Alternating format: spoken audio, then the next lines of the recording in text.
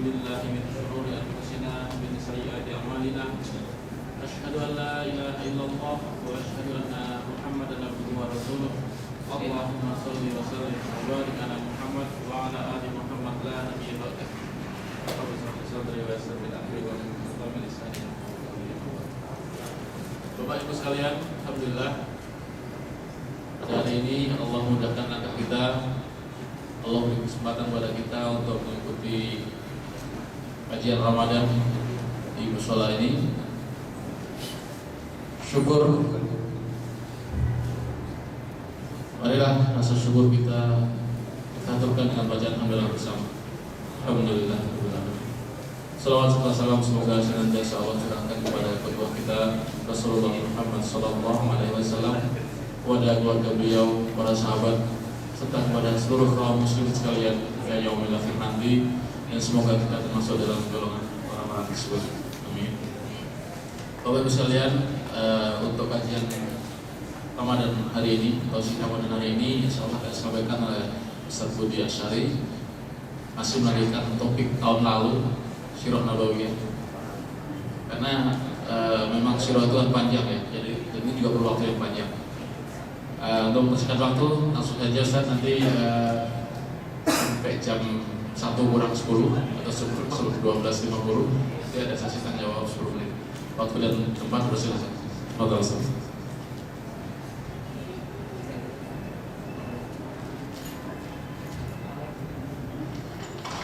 Bismillahirrahmanirrahim.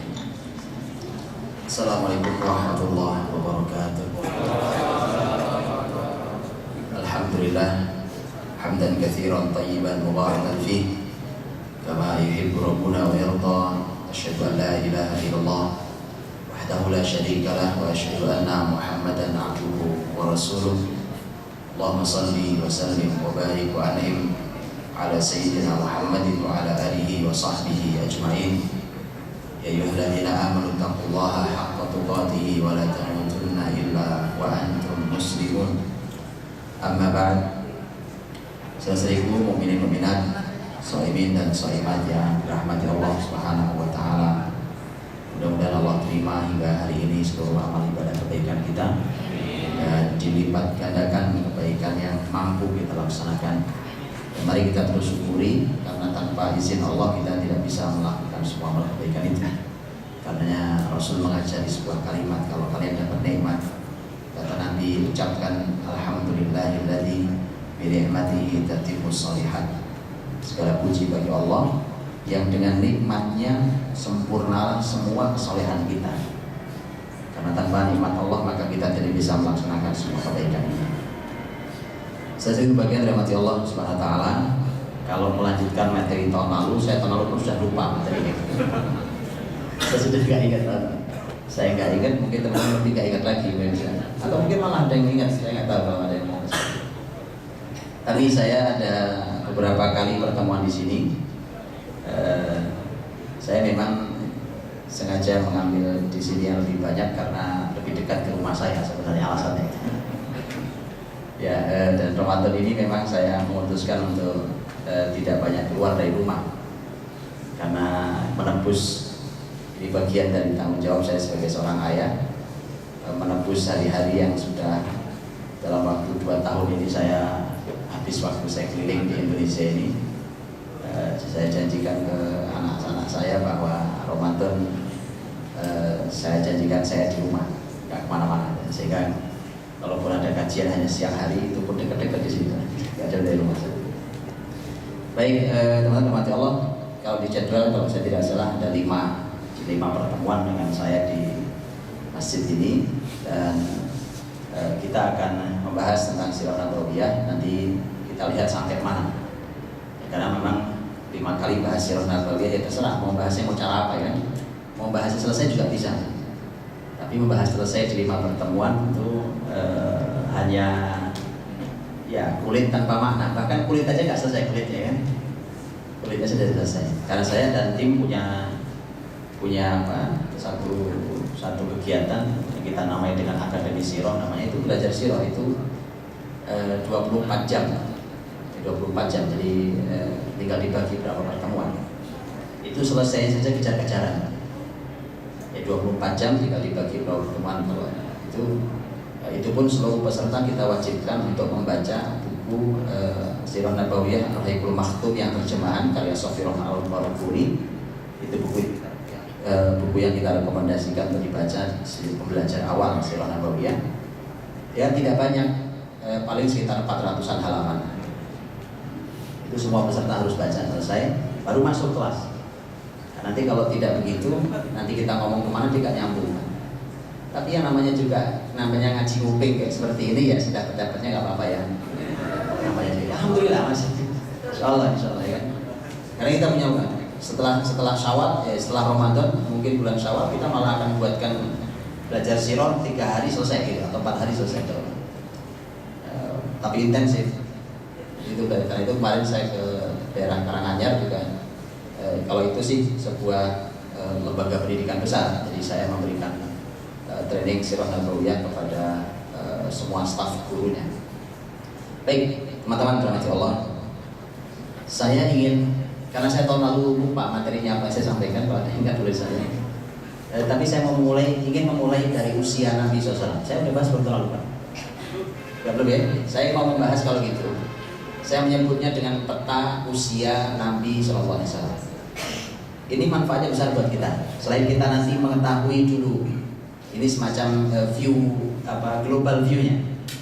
Ya, jadi secara umum kita tahu dari awal sampai akhir secara umum.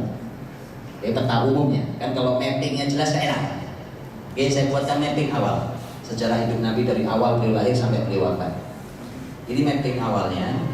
Tetapi saya ingin fokus nanti pada tema usia. Karenanya saya menyebut dengan peta usia Nabi SAW yang manfaatnya buat peta usia kita. Buat peta usia kita. Saya mulai dari hadis Nabi SAW ketika hadis ini diriwayatkan oleh Imam Ibnu Majah dalam sunannya, hadis sahih, disahihkan oleh Al-Albani rahimahullah. Rasulullah SAW menyampaikan, a'maru ummati ma baina 60 ila 70 wa aqalluhum man yujawizu dzalik. Umurnya umatku itu hanya antara 60 sampai 70 tahun. Dan sedikit yang melewati itu. Lihat. Maka dari itu sebenarnya teman-teman, ternyata kalau di rata-rata usia umat Muhammad ini kisarannya kalau di rata-rata hanya 60 sampai 70. Itu silakan. Kalau yang ahli statistik boleh dibuatkan. Anda boleh menantang ini untuk menguji kebenaran kalimat wahyu. Silakan diuji. Bahkan yang punya teori, kan ada teori hari ini makin sejahtera usia makin panjang. Yuk kita uji. Gak akan lebih dari 60-70 kisaran usia rata-rata. Ada yang melewati, kata Nabi, tapi sedikit yang melewati itu. Usia 70 lewat sedikit. Hadis ini kalau antum perhatikan, berarti antara 60 sampai 70. Ternyata persis usia Nabi sendiri antara 60 sampai 70. Beliau wafat umur berapa? 63 tahun. Artinya usia beliau memang betul antara 60 sampai 70 tahun. Abu Bakar As-Siddiq radhiyallahu anhu pun ternyata meninggal di usia yang sama. Karena setelah Rasul wafat, nanti pemimpin pengganti Rasul adalah sahabat mulia Abu Bakar As-Siddiq radhiyallahu anhu, khalifah pertama. Abu Bakar As-Siddiq meninggal di usia 63 tahun. Umar bin Khattab radhiyallahu anhu, khalifah kedua setelah Umar, ternyata juga meninggal di usia yang sama, 63 tahun. Ini gak janjian meninggalnya sebenarnya. Karena beda-beda. Rasul meninggal tahun 11 Hijriah, Abu Bakar meninggal tahun 13 Hijriah, Umar meninggal tahun 23 Hijriah. Beda-beda. Tapi usianya 63. Utsman radhiyallahu anhu meninggal di usia salah. Dia lebih tua usianya kan. Utsman meninggal di usia 80-an tahun. Ini yang paling tua dari Khulafaur Rasyidin. Ali bin Abi Thalib radhiyallahu anhu meninggal di usia 63 tahun. Padahal Ali bin Abi Thalib meninggal di usia pada tahun 40 Hijriah. 40 Hijriah. Kalau Utsman meninggal tahun 36 Hijriah. Artinya lihat, gak jauh lah kisaran kalau mengukur manusia terbaik ini 5 orang nih, Rasul, Abu Bakar, Umar, Utsman, Ali radhiyallahu anhum ajmain. 5 ini yang lewat 70 cuma 1 orang. Betul? Utsman radhiyallahu anhu. Bahkan sampai manusia terbaik pun sama. Nah, kan kita tidak tahu urusan kapan kita meninggal, itu serahkan pada Allah saja. Anda mau pakai ilmu apa nggak akan ketemu, mau pakai ilmu statistik nggak ketemu, mau pakai rumus matematika apa nggak pernah ketemu. Namanya umur Anda akan meninggal kapan. Untuk itulah bukan masalah usia berapa kita meninggal. Mari kita lihat peta usia Nabi, kemudian nanti tinggal kita cocokkan. Dengan peta usia kita.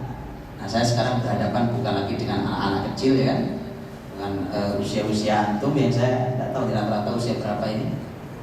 Dan usia muda-muda nampaknya ini kan ya, usia muda-muda ya. Nah, ini tadi tinggal diukur.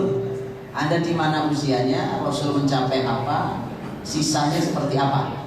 Oke, itu yang nanti kan kita pandu. Karena apa gunanya kita belajar tentang manusia terbaik ini kalau bukan diteladani? Termasuk usia, diteladani itu jangan hanya dipikir bahwa saya sholatnya sama kayak Rasul, Pak, itu iya. Saya puasa, zakat, haji sama kayak Rasul, iya. Tetapi bukan hanya itu, kehidupan Nabi SAW itu teladan. Nabi itu diamnya, bicaranya, senangnya, marahnya semua diteladankan. Anda pengen tahu kalau Rasul marah kayak apa? Coba.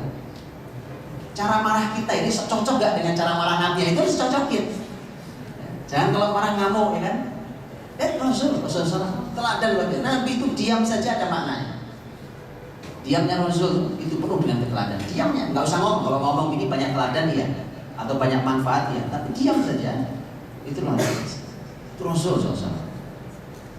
Maka dari itu tentang usia pun sama. Tentang usia kita ambil pelajarannya.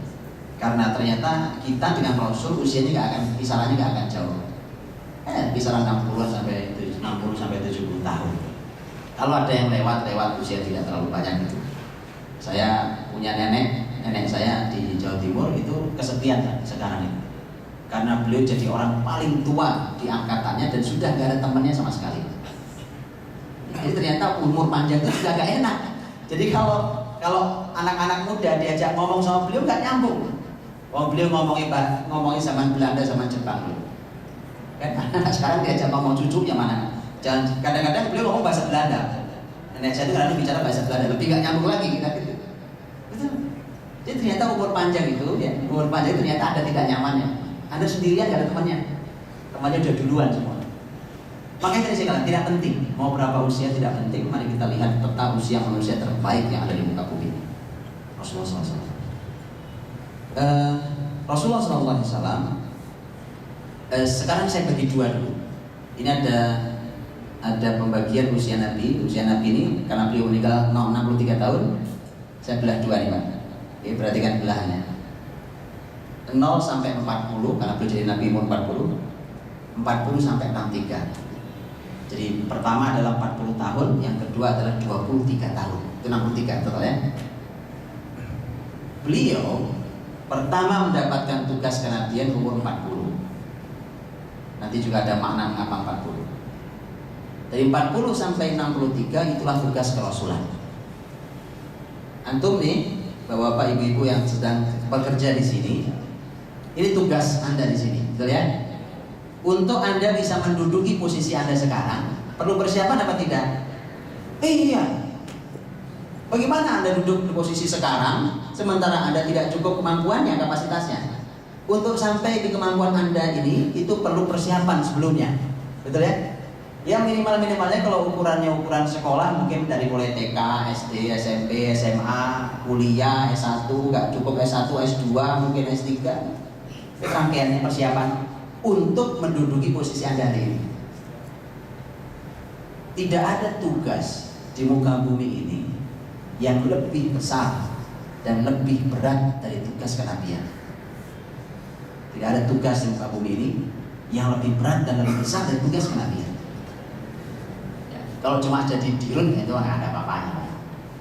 Mau dia dirun di sekian perusahaan atau komisaris di sekian banyak perusahaan. Orang paling kaya di muka bumi hari ini dengan sekian banyak perusahaan yang dia punya nggak ada apa-apa. Dengan tugas kerasulan dari sisi tugas beratnya dan tugas besarnya. Ini bisa diurai kalimatnya. Jadi kalau beliau bertugas 23 tahun, ya 23 tahun, maka boleh kita katakan sebelum bertugas 23 tahun adalah usia persiapan. Nah, gitu. Oh, kita aja yang begini, cuma begini aja persiapannya lama, betul ya? Untuk sampai posisi kita persiapannya lama. Maka usia 0 sampai 40 tahun adalah usia Allah menyiapkan calon manusia terbaik, di mana Allah Subhanahu wa taala menyiapkan calon pemimpin para nabi dan rasul untuk bertugas berikutnya nanti selama 23 tahun. Maka teman-teman kalau membaca sejarah Nabi Muhammad Sirah Nabawiyah dari usia 0 sampai 40, maknailah itu sebagai persiapan. Semua peristiwanya persiapan. Nanti saya tunjukkan contohnya apa yang dimaksud dengan persiapan. Ya kayak antum gini. Pokoknya posisi antum di sini sebagai bagian apa nih? Mengurusi keuangan atau mengurusi marketing pokoknya. Itu belajar ilmu marketing itu bawahnya, ya kan? Ada belajar di situ, itu belajar sudah berapa lama belajar itu, gitu? Itu bahkan mungkin pengalamannya sudah berpindah-pindah dari mana ke mana. Rasulullah SAW perlu 40 tahun untuk disiapkan, karena tugasnya sangat besar dan sangat berat. Jadi persiapannya panjang.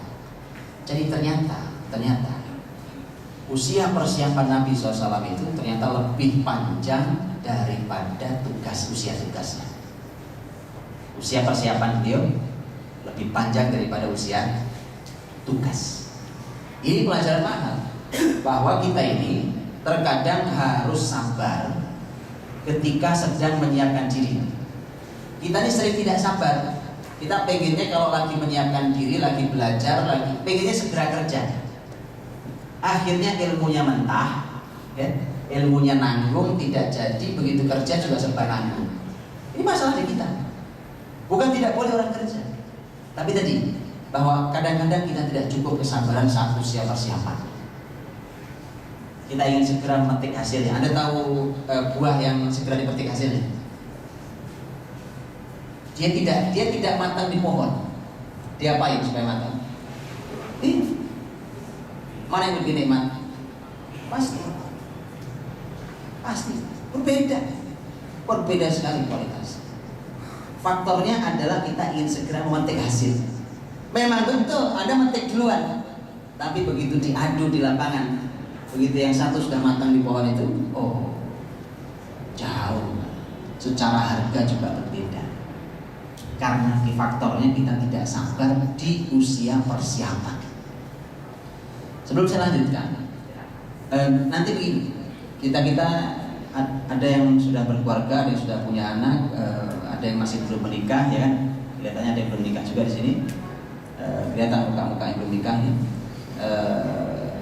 Jadi nanti saya berharap ini, kalau nanti saya bercerita, berkisah tentang peta usia Nabi, kemudian merasa wah itu udah kelewat usia saya. Kalau untuk Anda sudah kelewat, Anda punya generasi berikutnya, jangan kelewat kayak kita. Itu maksud saya. Tolong diambil pelajaran itu. Kalau kita kelewat, masa iya di anak-anak kelewat lagi kayak kita? Kalau cara belajar mereka sama dengan cara kita belajar, mereka akan menyesal kayak kita menyesal. Jadi mohon dikoreksi di generasi berikutnya. Kembali, dari Rasulullah SAW usia 0 sampai 40 itu usia persiapan. Allah siapkan. Jadi semua perjalanan hidup Nabi 0 sampai 40 adalah peristiwa yang bermakna persiapan. Usia 40 sampai 63 tahun adalah usia tugas kerasulan. Baik. Yang 23 tahun saya bagi dua lagi, karena saya nggak pakai slide, jadi nanti bayangin di kepala ya. 0 sampai 40, 40 sampai 63. Oke. Nah yang 40 sampai 63 saya bagi dua lagi. 40 sampai 63 dibagi dua. Karena 23 tahun kan? 13 dan 10. 13 tahun dan 10 tahun itu 23 tahun. Itu masa tugas beliau. Mengapa dibagi dua? Karena dalam perjalanan tugas Nabi SAW itu ada namanya fase Mekah, ada fase Madinah. Ini dua fase yang sangat berbeda karakternya. Itu sangat berbeda karakter dua fase ini. Jadi fase Mekah dan fase Madinah. Nanti saya tunjukkan apa bedanya. Ya, 13 tahun di Mekah, sisanya 10 tahun terakhir kehidupan beliau di Madinah. Beliau meninggal di Madinah, dimakamkan di mana beliau meninggal, yaitu di kamar Aisyah, di pangkuan Aisyah radhiyallahu anha. 23 tahun beliau tugas itu terbagi dua. Ya, nanti akan sangat berbeda. Makanya Bapak Ibu bisa melihat Al-Quran, kalau kita buka Quran, di Quran itu ada surat-surat Makkiyah, ya, ada surat-surat Madaniyah. Berdasarkan fase itulah pembagiannya. Dan Nabi memang hijrah, pindah dari Mekah, Nabi pindah ke Madinah. Karena memang sangat berbeda. 13 tahun, pola pendidikan 13 tahun. Yang di Mekah adalah pola pendidikan pondasi. Kalau ini gedung, berapa lantai ini gedung, ya kan? Gedung-gedung yang menjulang tinggi berlantai-lantai itu harus mulai dari pondasi yang benar. Kalau pondasi yang tidak benar, yang terjadi seperti gedung yang di Jalan MT Haryono, tahu? Yang dikosongin. Nah, saya pernah tanya sama ahli bangunan. Di sini ada ahli bangunan. Saya pernah macet di depan situ. Samping saya ini beliau seorang pakar bangunan karena beliau juga membangun gedung-gedung tinggi di Jakarta. Saya tanya, Mas, ini gedung kenapa kosong? Ini miring, Ustaz. Waktu itu macet, ini miring. Lihat Ustaz, itu lihat. Itu miring sekian derajat. Saya pelototin, agak ngerti saya. Mana Mas miring? Itu miring Ustaz sekian derajat. Mata ahli sama mata tidak ahli itu beda. Betul, itu ilmu, itu pengalaman. Sama, saya sering ibaratkan dalam pendidikan generasi, pendidikan anak, pendidikan keluarga. Itu kalau antum tidak ahlinya, anak miring pun Anda nggak sadar. Betul, Anda anak miring, Anda nggak tahu. Oh, baik-baik saja anak saya Pak, karena Anda nggak punya ilmu. Kayak saya, waktu lihat gedung karena nggak ngerti saya. Beliau bisa lihat biasa, miring kan, sekian derajat miring dia. Miring lah miring, saya bilang saya nggak tahu juga ya. Oh, nggak tahu. Itu makanya perlu ilmu dalam segala hal. Nanti jangan-jangan sudah miring gitu kita nyaman-nyaman saja. Nah, jadi pondasi, karenanya hasil didikan Nabi yaitu para sahabat itu kokohnya luar biasa. Mau ditindih berapa beban sekalipun, setinggi apapun menjulamnya, itu generasi tak pernah merasa lelah, tidak pernah merasa ingin berhenti. Mereka terus melaju dengan senyum yang selalu melekat. Itu sahabat-sahabat Nabi. Anda bayangkan, ya, Anda kalau kecapean kan mukanya nggak bisa dilihat ya, sudah kusut gak karuan. Sahabat Nabi, subhanallah, kerjaan kita nggak ada apa-apanya. Apa sih susahnya kerjaan kita hari ini? Wallahi, kalau antum baca Sirah Nabawiyah, kita tahu pekerjaan kita nggak ada apa-apanya di muka bumi ini. Betul, Allah baca Sirah Nabawiyah, Anda akan tahu betapa kerjaan kita terlalu kecil. Maka dari itulah Rasulullah SAW itu dan para sahabat tugas sebumi, kemudian dengan kelelahan luar biasa itu ternyata masih bisa mereka senyum, karena buat mereka bisa menikmati beban itu. Baik, 10 dan 23 berbeda. Kalau 13 dan 10 itu berbeda. Kalau 13 Mekah itu adalah usia membangun pondasi sahabat. Pondasi itu maksudnya apa segala macam nanti kita lihat. Yang 10 tahun itu sudah tinggal menumpuk beban. Kalau sudah siap pondasi baru taruh beban. Ada tahu? Ini gampang nih mengukurnya. Ini ayat Quran mengatakan ista'inu bis-sabri was-shalah wa innaha lakabiratun illa 'alal khashi'in. Minta tolonglah kalian pada Allah dengan salat dan dengan sabar. Jadi kalau minta tolong sama Allah ya dengan dibantu dengan salat dan sabar. Sesungguhnya salat itu berat, benar-benar berat kata Allah, kecuali bagi orang-orang yang khusyuk. Maka kalau mau tahu, kalau Anda bingung, Pak, saya ini sholatnya sudah khusyuk atau belum? Gampang Pak, ukurannya, ya kan? Anda masih terasa berat apa tidak sholatnya? Sholat rasanya berat, itu belum khusyuk berarti sholat selama ini. Sama, Ramadan sama. Masuk nih Ramadan, suruh puasa, capek-capek ngantor pulang masih terawih, kan masih ini itu, belum juga hilang ngantuknya bangun sahur. Ya, belum hilang berangkat kantor, wah biasa, ya kan? Kalau Anda rasa itu beban, berarti memang masih ada masalah dengan iman kita. Gampang ukur, dan itu bisa jawab masing-masing kita, karena kalian bisa ukur hati. Oke? Apa masalahnya? Masalahnya kita melaksanakan syariat Islam penuh dengan beban. Kita belum bisa menikmati beban. Anda tahu beban itu bisa dinikmati? Saya nggak beban itu dinikmati. Kalau Anda dikasih suruh panggul karung beras 200 kilo, nah, beban itu kan. Begitu Anda taruh itu, ya, selesai sampai di tempat Anda taruh, Anda sedih atau Anda senang? Beban 200 kilo Anda jalan sekian ratus meter bawahnya, Anda taruh, senang atau sedih waktu naruh? Beban selesai, alhamdulillah, capek. Oleh kalau suruh pulang balik. Itulah sebenarnya gambaran kita hari ini. Mengapa kita mudah sekali lelah dalam beribadah? Karena itu beban di kita rasanya, beban yang belum bisa dinikmati. Kita dari kecil diajari sholat, dari kecil diajari puasa, sampai besar masih terasa beban. Karena memang pendidikan pondasinya belum beres sebenarnya. Makanya 13 tahun di Mekah, Nabi dengan panduan Quran itu mendidik pondasi sahabat. Begitu pindah ke Madinah itu sudah beban semua. Itu ayat beban semua sini. Sudah nggak ada lagi membangun, udah itu sudah dibangun, sudah beban perintah, larangan, perintah itu beban semua. Tapi mereka sudah siap. Hari ini kita diberi perintah, diberi larangan, itu kita belum punya pondasi. Apa pondasi, bagaimana menanamkannya, mudah-mudahan nanti kita bisa lewati. Kita punya 5 pertemuan. Baik, kita masuki lebih dalam. Ini tadi baru global ya. Kita masuki lebih dalam. Waktu saya masih ada, masih ada 10 menit lagi. Ketika kita melihat usia 0 sampai 40 tahun tadi, kita kembali ke usia persiapan. Itu kalau saya pecah, 40 itu kalau saya masukin lebih dalam, ada pecahannya, detilnya. Dan sebutkan satu-satu, membayangkan dari usia 0 ya. Itu 0 dilahirkan, nanti ada pembahasan usia 0 sampai 4. 0 sampai 4 atau 5, jadi 4 menjelang 5.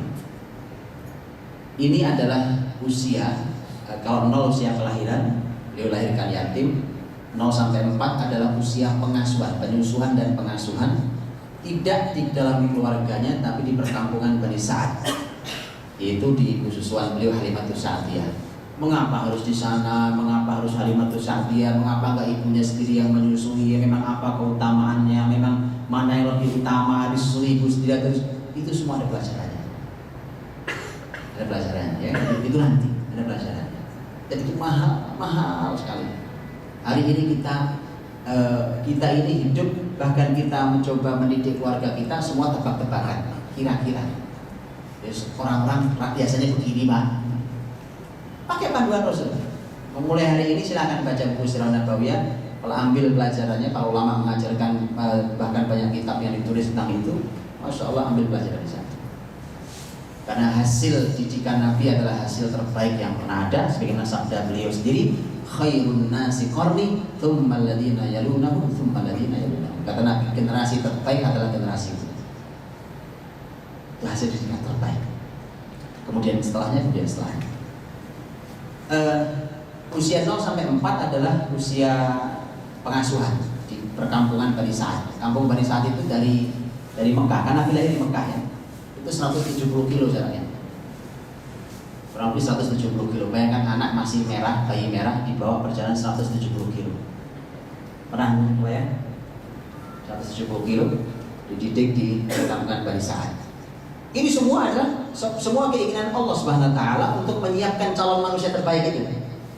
Calon nabinya. Makanya saya katakan semua peristiwa di bawah 40 tahun adalah usia persiapan. Dari usia 5 sampai usia 6 itu adalah usia dikembalikan pada ibunya. Ada pelajaran-pelajaran di sana. 5 sampai 6 bersama ibunya. Hanya setahun bersama ibunya meninggal. Jadi persis usia 6 tahun. 6 tahun kalau kita usia SD kelas 1 ya. SD kelas 1 persis itu usia Nabi Muhammad yatim piatu. Bapaknya sudah meninggal, ibunya pun meninggal di usia 6 tahun. Dari 6 tahun sampai 8 tahun diasuh oleh kakeknya Abdul Muttalib. Dengan pelajaran-pelajaran yang ada di sana buat kita semua. 6 sampai 8 tahun. Dari 8 kakeknya meninggal di usia 8. Jadi Nabi Muhammad itu usia 8 tahun sudah kehilangan ayahnya, kehilangan ibunya, kehilangan kakek yang sangat dicintainya. 8 tahun, perih. Nabi hidupnya perih. Ya, kita masya Allah semua lengkap ya. Itu aja anaknya nggak jadi. Lihat Rasul kita itu kadang-kadang keadaannya tidak ideal. Itu sengaja kita supaya dapat pelajaran kita. Bahwa Rasul kita keadaan tidak ideal, hasilnya dahsyat. Ini bukan masalah, itu kan Rasul, bukan itu Pak. Beliau teladan. Dan beliau bisa diteladani. Dan contoh yang seperti ini bukan hanya pada Rasul. Generasi orang-orang hebat setelah Rasul itu juga banyak yang begitu. Nah kita yang lengkap semua ada, bapak, ibu, suami, istri, anak, semua lengkap sampai cucu masih ketemu. Gak jadi. Ada masalah, ada yang salah. Kalau kita koreksi. Baik. 8 tahun kakeknya meninggal, diamanahkan pengasuhan kepada paman Nabi yaitu Abu Thalib. Di Abu Thalib lama diasuh sampai Nabi Muhammad menikah. Tapi di masa Abu Thalib ada usia 12, peristiwa besar di usia 12 tahun. Nanti ada usia Muhammad mulai menggembala, dapatkan upah sedikit dari penggembalaan kambing. Kemudian 12 tahun mulai diajak dagang oleh Abu Thalib ke negeri Syam. Kalau disebut negeri Syam, dari Mekah ke negeri Syam itu lebih dari 1000 km. Dari Condet kemana? Dari Pasar Kurman 1000 km. Jawa Timur kan? Jawa Timur. Antum bayangkan anak 12 tahun, perjalanan lebih dari 1000 km. Bukan perjalanan Indonesia, Pak. Yang perjalanannya sekarang gitu. Hijau, enak, ya, play mobil hari ber-AC. Padang pasir gak ada pohon tempat berteduh kalau panas. Ya, jadi lihat apa pelajarannya, apa semua itu berharga banget. Untuk anak kita yang umur 12 tahun, dia kan usia 12. Oke, dari 12 kita bisa pindah ke usia 15. Ada peristiwa di usia 15, ada peristiwa perang disebut dengan Harbul Fijar. Ini perang terjadi. Mekah itu jarang perang, beda dengan Madinah. Kalau Madinah dikit-dikit perang. Beda. Kalau Mekah itu jarang perang. Ini juga ada pembahasan. Ada pembahasan mengapa Mekah jarang perang, Madinah sering perang. Itu ada pembahasan sendiri. Dan itu ada pelajaran buat Indonesia. Coba ya kan. Luar biasa. Saat dari mulai analisa kasus sampai solusi ada semua di sini. Ya. 15 mulai perang. Usia ada peperangan terjadi, cukup besar peperangan terjadi, kemudian terlibat, anak ini terlibat, disebutkan Rasul Muhammad terlibat tapi tidak langsung pada perang, tapi dia hanya membantu pamannya untuk ngambil anak panah untuk pamannya memanah. Tapi anak 15 tahun terlibat dalam perang, lihat kebayang kan? Bukan usia anak-anak itu berperang, 15 tahun, taruhannya nyawa. Usia 20 tahun ada sebuah peristiwa yang dikenang oleh Rasulullah SAW. Di mana usia 20 tahun itu adalah usia perjanjian damai. Akhirnya semua sudah, ayo kita buat perjanjian damai dengan kesepakatan siapapun yang berbuat zalim harus dihentikan kezalimannya. Itu dibuat perjanjian di rumah Abdullah bin Jada'an, salah seorang tokoh besar di Mekah. Dan Nabi Muhammad umur 20 tahun itu termasuk yang diundang untuk perjanjian damai itu. Terbayang kan? Umur 20 tahun sudah diundang di pertemuan besar untuk mendamaikan sebuah masyarakat. Di kita 20 tahun baru belajar tawuran. Bayang? Ya kan? Ini yang tawuran, yang enggak kan? 20 tahun Nabi. Makanya Nabi kenal betul. Kata Nabi, kalau saya sekarang saat jadi Rasul diundang lagi untuk acara perdamaian seperti itu, maka pasti akan saya datang. Saya pasti akan datang. Itu bukti bahwa Islam senang dengan perdamaian. Tapi tidak menghilangkan saya jihad. Saya perang ya perang. Tapi urusan damai Nabi sangat suka. Lebih suka damai. Siapa orang suka perang? Gak ada. Quran gak akan mengatakan perang itu kalian gak suka tapi wajib buat kalian. Coba ya kan? Gimana? Kalau kita gak suka diwajibkan. Quran bicara kutiba alaikumul qitalu wa huwa kurhul lakum. Quran bicara soal apa Quran? Diwajibkan pada kalian perang. Jadi kalau memang sudah tiba masa perang, wajib perang. Itu ada syaratnya, ada aturannya, ada fikihnya itu ya nggak boleh sembarang. Padahal kalian tidak suka dengan perang itu. Yang nggak suka siapa yang datang kita yang mau perang? Kita nggak mau perang. Kita sudah berharap damai itu. 20 tahun. 25 tahun beliau nikah. Nikah yang pertama. 25 tahun. Pernikahan, setelah sudah mandiri segalanya termasuk perekonomian, kemudian membangun rumah tangga yang sangat membahagiakan dan tak pernah ada duanya rumah tangga Nabi dengan Khadijah radhiyallahu anha. Tak pernah ada istri yang bisa menggantikan kebaikan Khadijah radhiyallahu anha. 35 tahun Nabi SAW adalah tokoh di masyarakat, termasuk 35 kan masih cukup muda ya, ada 35 tahun di sini kan? Ya. Seusia Anda yang 35, Nabi adalah tokoh pemersatu masyarakat ya, dan orang yang bisa merekat seluruh elemen masyarakat yang kalau beliau bicara semua sepakat. Hebat, 35 tahun. Oke? 35 tahun. Memasuki setelah usia 35 beliau mulai gelisah. Masa eksistensi itu setelah itu mulai gelisah. Kenapa gelisah? Karena Nabi melihat kehidupan masyarakat yang kacau balau jahiliyah dari sisi akidah, ibadah, akhlak, kacau balau itu. Kata beliau ini bukan kebenaran. Tapi Nabi juga tidak tahu. Tapi yang benar yang mana? Yang benar yang mana? Gak ada bimbingannya. Makanya. Orang tuh kalau sudah 35 ke atas biasanya orang sudah mulai cenderung dengan spiritual ya. Orang gagah-gagahan dengan gaya petetan itu di bawah 35 biasanya. Habis itu Anda tahu hidup yang sesungguhnya. Makanya jangan nyesel. Ketika Anda salah jalan baru mentok, baru sadar umur 35, jangan nyesel itu. Itu bahaya, makanya tolong diukur. Dengan semua itulah yang mengantarkan beliau sampai nanti beliau naik ke Gua Hira dalam sebuah kegundahan besar, mencari kebaikan itu dan seterusnya. Kemudian usia 40 turun wahyu pertama di Gua Hira. Kita tahu Iqra bismi rabbikal ladzi khalaq. Itu 0 sampai 40 tahun. Baik. Oke.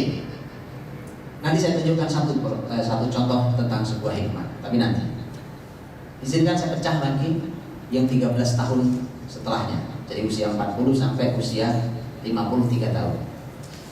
Usia 40 sampai 53 tahun. Saya berikan pecahan. 40 tahun beliau pertama berdakwah. 43 tahun, 40 sampai 43. 43 tahun, 40 sampai 43 adalah usia di mana Nabi dalam menyampaikan Islam itu cuma dari mulut ke mulut.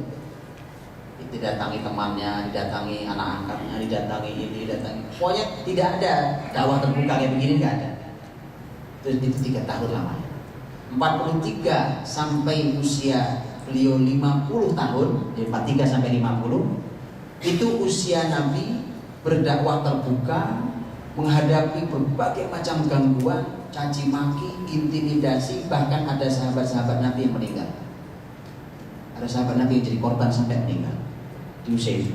Tekanan luar biasa tekanan itu. Disitulah diuji semua kesabaran itu.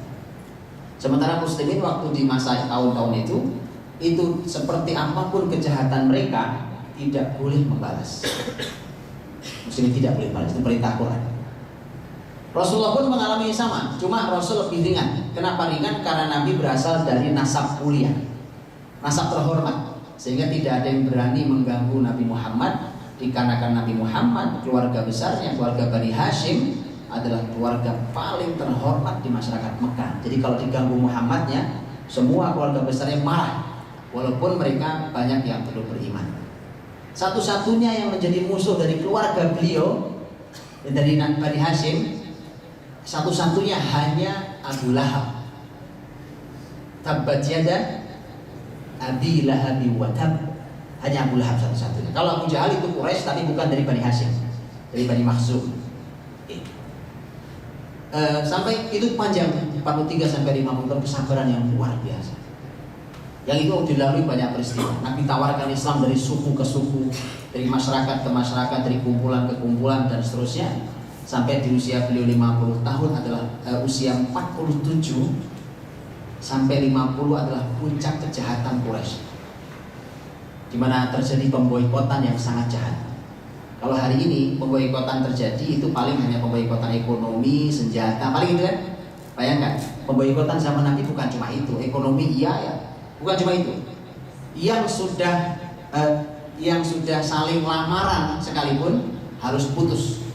Umpamanya ada dari suku Quraisy yang lain, kemudian sudah terjadi lamar-melamar dengan keluarga besar Nabi, itu harus putus. Itu kesepakatan pemboikotan, nggak boleh menikah dengan keluarga Nabi SAW, juga dengan muslimin. Jangankan itu, duduk bersama ngobrol, kalau ketahuan itu akan ditangkap. Tidak boleh berbicara dengan mereka. Ada pemboikotan sampai sejahat itu. Bicaranya tidak boleh. Masuk ke rumahnya nggak boleh. Masuk ke rumahnya nggak boleh. Wah biasa. Nggak ada pemboikotan hari ini sedahsyat itu. Maka dari itulah cobaan Nabi SAW itu besarnya luar biasa. Sampai usia 50 tahun, 3 tahun namanya pemboikotan itu. Sampai usia 50 tahun, justru ketika berakhir pemboikotan malah disebut sebagai tahun kesedihan. Itu usia Nabi 50 tahun. Itu meninggalnya paman Nabi SAW yang selama ini membela, itu Abu Thalib. Meninggalnya istri tercinta Khadijah radhiyallahu anha. Jadi Rasul nikah dengan Khadijah rumah tangga berapa tahun? 25 tahun. Kan jelas tadi, nikah Rasul umur 25, Khadijah wafat umur Nabi 50 tahun. 25 tahun Nabi rumah tangga dengan Khadijah. Tahun kesedihan itu, bahkan Nabi coba dakwah ke Taif, sampai Taif. Ada yang pernah ke Taif? Dari Mekah ke Taif itu kurang lebih 70 kilo. 70 kilo jalan kaki, naik gunung, hanya berdua bersama anak angkatnya Zaid bin Harithah. Belajar sirah itu sebenarnya enaknya dicoba. Betul lah, saya udah bilang ke teman-teman, kita coba. Kalau kita coba, Anda akan rasakan betapa dahsyatnya Rasul kita. Jalan kaki dari sini sampai Cianjur 70 kilo. Atau sampai yang betul ya? Kapan mau? Janjian boleh kita janjian kapan jalan kaki. Biar aku merasakan. Sampai di sana dilempari orang. Rasul dilempari orang, kita disambut orang. Kan harus beda ceritanya. Subhanallah, subhanallah Rasul. Dahsyat. Ya, makanya saya katakan bacalah sirah nabawiyah. Apa yang kita lakukan hari ini tak ada apa-apa. Supaya kita terus berupaya lebih baik, itu maksudnya. Oke, bukan untuk memutuskan, tapi supaya lebih baik. Oh, belum ada apa-apanya. Bandingkan dengan sahabat, belum ada apa-apanya apalagi dengan Rasul. Oke, usia 50 tahun, habis betul? Oh, habis. Usia 50 tahun, 53 tahun beliau hijrah. Menyiapkan Madinah itu 3 tahun lamanya. Ini juga hebat. Bagaimana Nabi menyiapkan sebuah kota sampai siap dihijrahi, itu tidak perlu pergi ke Madinah. Antum perusahaan ini kalau mau buka cabang, mesti ada orang yang diutus untuk ngecek daerah. Nabi nggak perlu ke Madinah. Nabi nggak perlu ke Madinah untuk menyiapkan Madinah. Gimana caranya? Baca sirah nabawiyah. Itu manajemen terdahsyat yang ada. Iya. Bagaimana ceritanya? Menyiapkan kota, bukan bangun pabrik. Bangun pabrik maka kecil. Menyiapkan kota, bukan bangun pabrik. Menyiapkan kota. Satu kota di sana. 53 beliau hijrah. 55 beliau hijrah, beliau jihad pertama. Jadi 55 tahun antum pensiun, istirahat, ya kan? Pensiun, Rasul perang pertama yang besar. Bayangin aja. Setiap catur bulan, setiap 4 bulan sekali beliau perang. Kalau tidak rata. Dari tahun 2 sampai terakhir tahun 9. Itu di luar perang yang Nabi tidak ikut. Yang Nabi ikut itu kalau di rata-rata itu setiap 4 bulan Nabi perang. Nanti bayangkan, itu fisik sesehat apa itu? Usia sudah 55 tahun ke atas. Maka Nabi itu diteladani semua hal sampai kesehatannya. Nah itu. Begitu seterusnya. Oke, 50 sampai nanti puncak kemenangan besar yang disebut di Quran, Inna fatahna laka fatham mubina. Itu tahun 8 Hijriah. Itu kurang lebih sekitar 3 tahun menjelang beliau wafat. Tapi usia beliau sekitar 60 tahun. Itu puncak kemenangan ketika Nabi berhasil membersihkan kemusyrikan dari Mekah. Dan begitu seterusnya sampai usia 62 tahun, 61, 62 adalah usia seluruh suku-suku di Jazirah Arab. Jazirah Arab dari mulai batas Syam sampai ke selatan ke Yaman, itu seluruh Jazirah Arab datang untuk menyatakan diri bergabung ke Madinah dan masuk Islam. Rasul wafat hanya 23 tahun Nabi berjuang, satu Jazirah Arab masuk Islam. Hari ini kita sudah sampai umur sekian, tidak satu pun orang tobat gara-gara kita. Allah, makanya tadi saya bilang, kita gampang banget ngeluhnya kan, susah Pak dinasihati. Itu Rasul satu Jazirah Arab masuk Islam 23 tahun. Allah alam bisawab. Bukan timbang buat antum semuanya, mudah-mudahan bisa memberikan semangat bagi kita. Kembalikan, silakan. Baik, Bapak Ibu sekalian, tadi sudah disampaikan uraian mengenai mapping dari usia Rasulullah SAW. Diharapkan ini bisa jadi tauladan buat kita. Ada yang ingin dipertanyakan? Silakan.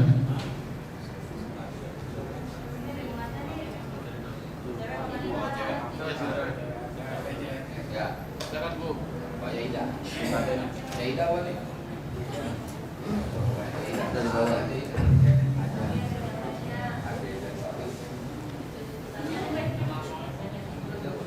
Ya, silakan. Assalamualaikum Ustaz. Saya ingin bertanya, boleh nggak sih kita pilih-pilih kalau dalam menjalankan sunnah Rasul itu Ustaz? Jadi misalnya salah satu sunnah Rasul nggak boleh tidur habis subuh. Cuman kok berat ya kalau misalnya nggak bisa tidur habis subuh, bisa nggak ya Ustaz? Yang sunnah yang ini nggak usah diikutin deh, soalnya susah gitu. Gimana ya Ustaz? Terus misalnya Rasul kan penyayang kucing misalnya. Saya itu agak kurang suka gitu sama kucing gitu. Berdosa nggak ya Ustaz? Makasih Ustaz.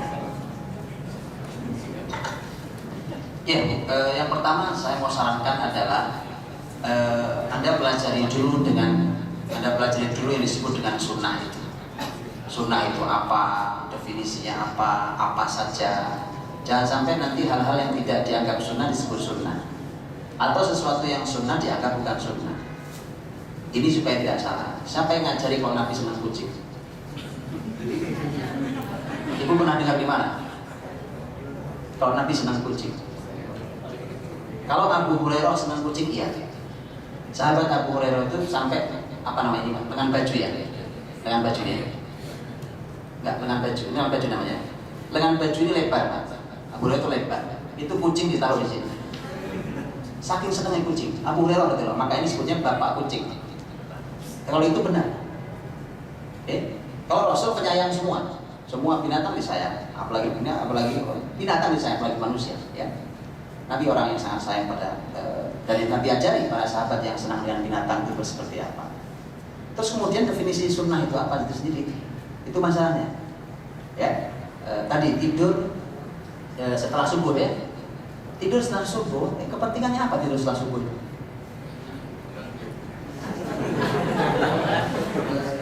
Ya kan? Saya bukannya pernah bicara tentang manajemen ini,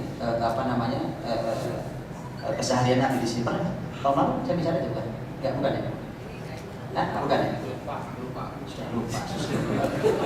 Saya juga lupa. Sama saya lupa. Tadi saya katakan teman-teman dirahmati Allah. Orang prestasi kayak tadi saya katakan, prestasi manusia sebesar Nabi itu hanya dengan 63 tahun. Atau melihat kalau nggak mau Nabi, lihat sahabat deh, manusia biasa sama. Nabi juga manusia biasa. Cuma kita seringkali bilang itu Nabi, ya. Bagi lihat sahabat-sahabat Nabi yang lain juga biasa sekali. Tapi karya mereka luar biasa. Itu apa faktornya? Faktornya manajemen waktu yang baik diantaranya. Kan begitu. Nah kita ini tidak pernah nanya, Pak sehari-hari Nabi 24 jam tuh jam segini ngapain itu nggak pernah ditanyakan. Kita ngatur waktu terserah kita. Apa ada? Ada, lengkap. Itu dan kita tidak pernah nanya. Jadi kita pelajari sekali, kita tanya ya kan. Nanti kalau untuk mau materinya saya terdapat pertemuan sisa boleh untuk minta. Kalau perlu, kalau enggak saya sampaikan kronologi misalnya. Kayak tadi contohnya. Subhanallah, kenapa kita senang sekali tidur setelah subuh? Itu ada kesalahan dalam manage waktu. Jadi ada kesalahan manajemen waktu kehidupan kita. Efek resikonya tadi akhirnya pada waktu-waktu yang tidak harusnya tidur kemudian kita tidur. Waktu yang harusnya tidur kita belum tidur.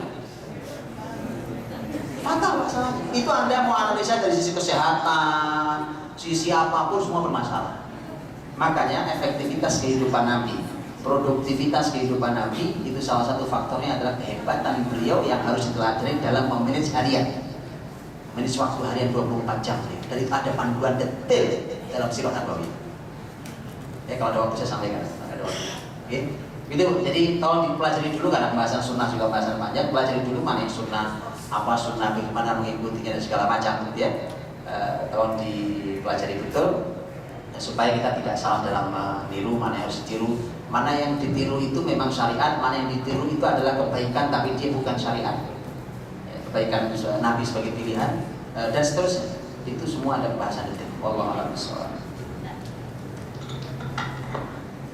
Ya, mungkin cukup satu pertanyaan yang relatif ya. Mungkin ditunda pekan depan. Ya. Insyaallah pertemuan kali ini kita cukupkan sampai di sini.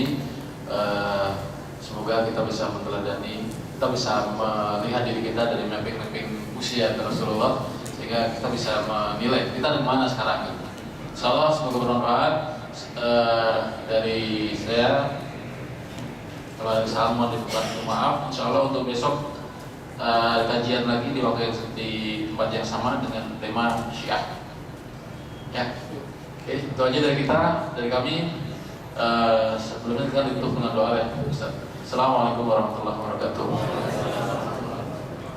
Baik, kita tutup dengan doa kepada Allah berkahi hari-hari kita. Allah terima amal ibadah kita dan Allah berikan kita cahaya untuk membimbing diri kita dan keluarga kita semua. Allahumma shalli wa sallim wa barik ala Muhammad wa ala alihi wa sahbihi ajmain. Walhamdulillahirabbil alamin hamdan yuwafi ni'amahu wa yukafi mazidah. Ya Rabbana lakal hamdu wa lakal syukru kama yanbaghi li jalali wajhikal karim wa 'azimi sultanik. Rabbana taqabbal minna innaka antas samiul alim wa tub 'alaina innaka antat tawwabur rahim.